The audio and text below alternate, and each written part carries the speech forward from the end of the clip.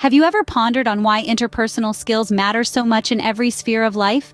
Well, the answer lies in the essence of human nature, our innate desire to connect, to be understood, and to feel valued. It's through this prism of connection that we're going to explore the power of interpersonal skills today. We're drawn to people who make us feel good about ourselves, who listen, understand, and appreciate us. It's no surprise that those who master the art of interpersonal communication often find themselves surrounded by friends and allies, able to influence others with ease. Now imagine if you could be that person. Imagine if you could win friends and influence people, not with manipulation or deceit, but through genuine, heartfelt connection. That's the power of interpersonal skills. This is not a new concept. In fact, it was first popularized by Dale Carnegie in his groundbreaking book, How to Win Friends and Influence People. This isn't just a book. It's a manual for life, a guide to understanding people, and a blueprint for building strong, meaningful relationships. Carnegie appreciated the profound impact of interpersonal skills. He understood that people are not driven by logic alone, but by emotion and desire. He knew that to influence people, one must first win their hearts. And how do you win hearts? Through genuine interest, understanding, and appreciation. That's the essence of Carnegie's teachings and the core of interpersonal skills. So, why should you care about all this? Because whether you're a leader, a team member, an entrepreneur, or just someone looking to improve their relationships, mastering interpersonal skills can open doors, create opportunities, and bring about success in ways you've never imagined. It's time to break down the walls that keep us from truly connecting with others. It's time to understand, to listen, to appreciate. It's time to master the art of interpersonal skills. And that's exactly what we're going to do. So let's dive into the world of effective communication and understand the secrets of winning hearts. Because when you win hearts, you win people. And when you win people, you can change the world. The first part of Carnegie's book focuses on fundamental techniques in handling people. Let's dive right into these techniques, the foundation stones of human interaction. There are 3 key principles to consider. Don't criticize, condemn, or complain. Give honest and sincere appreciation, and arouse in the other person an eager want. We'll start with the first principle. Don't criticize, condemn, or complain. It might seem like a no-brainer, but it's surprisingly easy to forget, especially when we're frustrated or annoyed. Let's imagine a scenario. You're at work, and a colleague has made a mistake that affects your project. Your first instinct might be to criticize them for their oversight. But remember, criticism is often taken personally and can lead to resentment. Instead, try to approach the situation with understanding, focusing on the problem at hand rather than attacking the person responsible. This approach not only preserves relationships but also encourages a solution-focused mindset. Moving on to the second principle. Give honest and sincere appreciation. People crave recognition and validation, and when they receive it, they're more likely to repeat the behavior that earned them praise. Let's consider another scenario. Your friend has been working on a personal project, pouring their heart and soul into it. When they share their progress with you, offer them genuine appreciation for their hard work. Don't just say it's good, but tell them what specifically impresses you. This not only boosts their morale, but also strengthens your relationship. Finally, we arrive at the third principle. Arouse in the other person an eager want. This principle is all about understanding what motivates people and tapping into that motivation to encourage action. Picture this scenario. You're a manager trying to motivate your team to reach a sales target. Instead of simply dictating the goal, explain why reaching this target is beneficial for them. Perhaps it could lead to a bonus or a promotion, or even just the satisfaction of a job well done. By linking the task to their personal desires, you're more likely to inspire enthusiasm and dedication. Each of these principles may seem simple, but their power lies in their simplicity. They remind us that at the heart of every interaction is a human being with their own desires, fears, and motivations. When we approach others with understanding, appreciation, and respect for their wants, we create a positive environment that encourages cooperation and mutual respect. These principles aren't just about manipulating people into doing what you want. Instead, they're about fostering genuine relationships based on mutual respect and understanding. They're about recognizing the inherent value in every person and treating them with the kindness and respect they deserve. If you can master these techniques, you'll find that people are more likely to listen to you, respect you, and cooperate with you. You'll find that you're able to build stronger relationships, both personally and professionally. And most importantly, you'll find that you're able to influence people in a positive, constructive way. So let's start practicing these principles in our daily lives. The next time you're tempted to criticize, pause and consider how you can approach the situation with understanding instead. The next time you see someone doing something praiseworthy, take a moment to offer genuine appreciation. And the next time you need to motivate someone, try to arouse in them an eager want. Remember, the key to influencing people is understanding and respecting their wants and needs. Carnegie's second part of the book is all about how to make people like you. In this section, he lays out 6 key principles that, when embraced, can transform your interactions and relationships, making you a more likable and influential person. First off, Carnegie emphasizes the importance of being genuinely interested in other people. This isn't about faking interest or pretending to care. It calls for a sincere curiosity about others and their experiences. For example, when you meet someone new, make an effort to learn more about them. Ask about their hobbies, their work, their dreams. Show an authentic interest in their stories and experiences. This simple act of curiosity can foster a deep sense of connection, making you more likable in the eyes of others. Next, Carnegie encourages us to smile.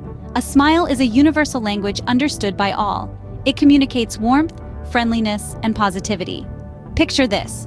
You're walking into a room full of unfamiliar faces. You have 2 choices. Enter with a grim expression or with a smile. Which do you think will draw people to you? A smile, of course. It's an effortless yet powerful way to make people like you. The third principle is about remembering a person's name.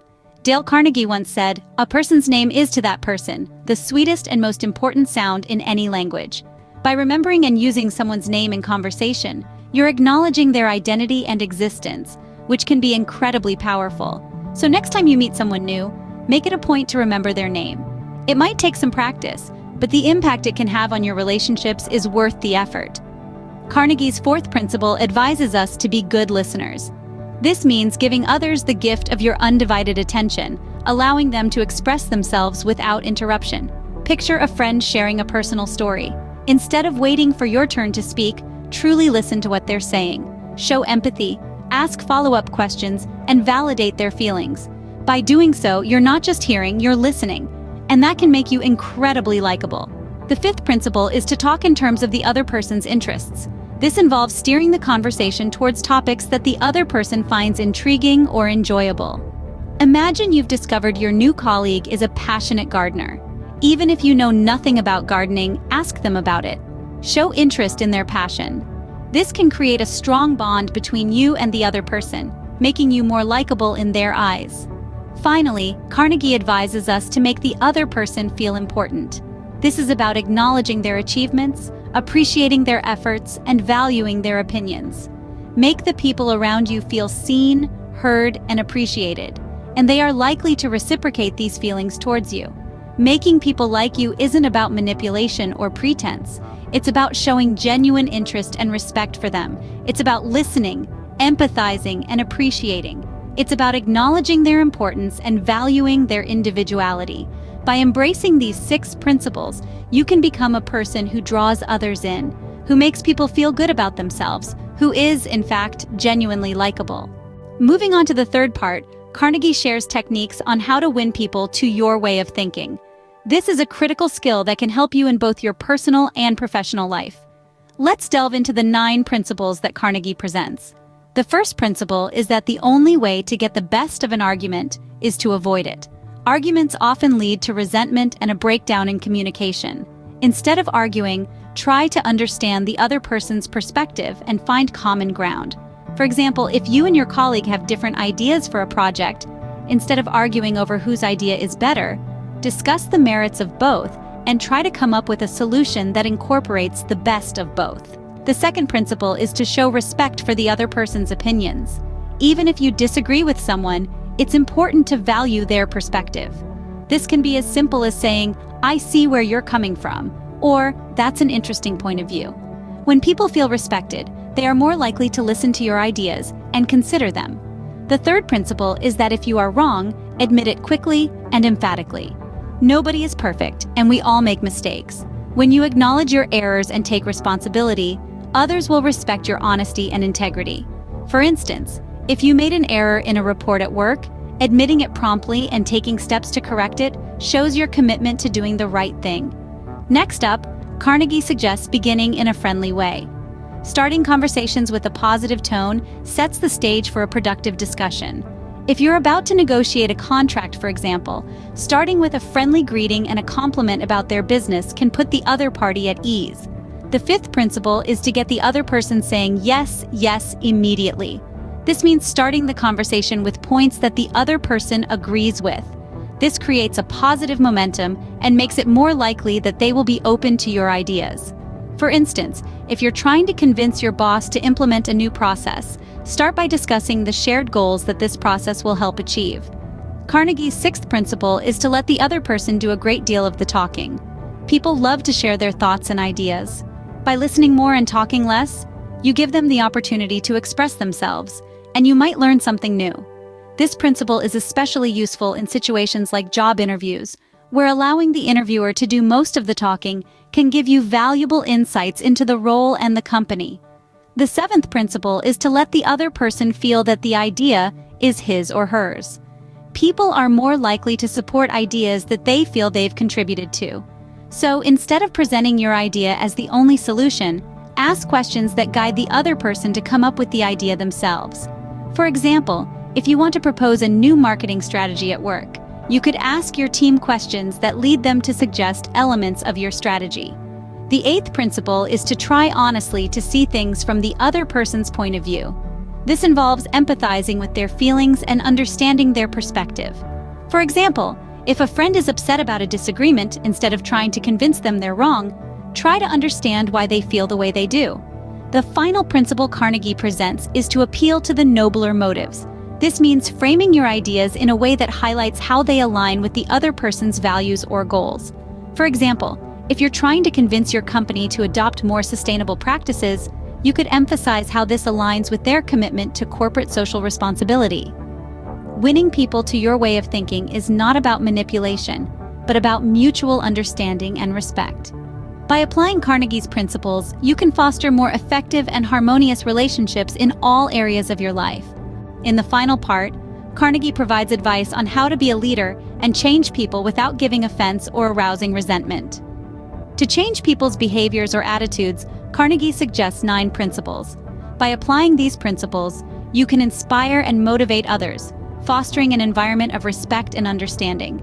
The first principle is to begin with praise and honest appreciation. Nothing opens hearts more than sincere recognition of a job well done. For instance, if you want a colleague to submit reports on time, start by praising their in-depth analysis and attention to detail in their work. Secondly, call attention to people's mistakes indirectly. No one likes to be criticized outright.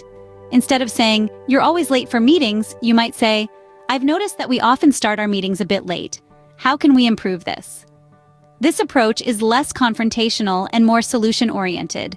Thirdly, talk about your own mistakes before criticizing the other person.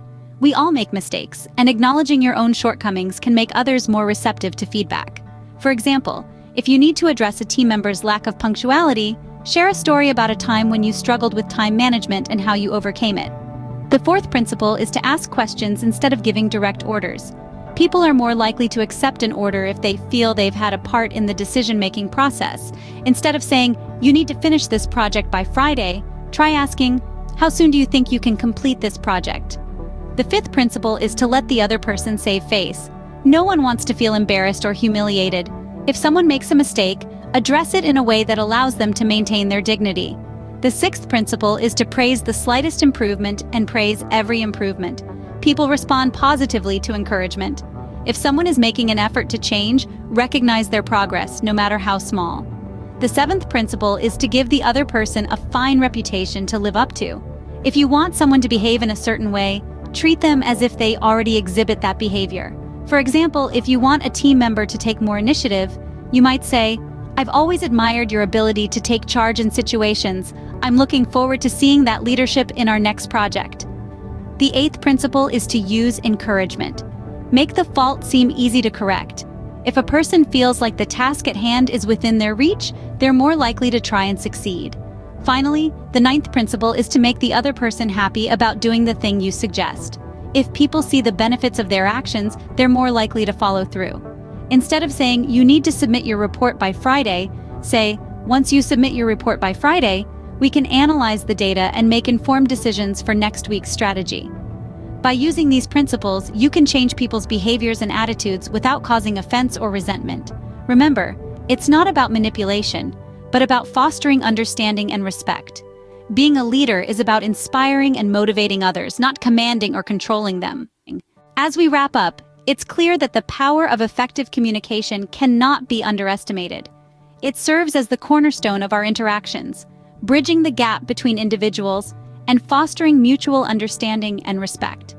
Looking back on our journey, we've explored several vital principles, each playing its unique role in shaping effective communication.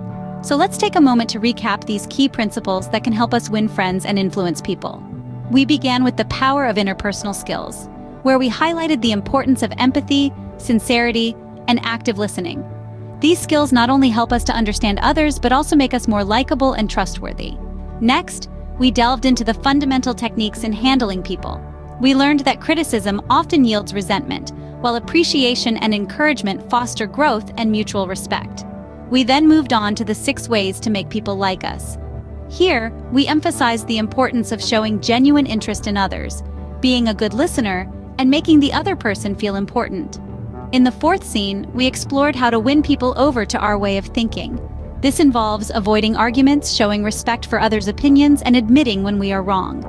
In our last scene, we discussed how to change people without giving offense or arousing resentment. This requires tact, understanding, and a genuine desire to see others improve, rather than simply proving them wrong. All these principles underline the essence of effective communication. It's about understanding, respect, and a genuine interest in others. It's not about manipulating others to our will, but about creating a positive and enriching environment where everyone feels valued. Remember, winning friends and influencing people is not a trick, but a way of life. So start practicing these principles today and see the difference it makes in your life.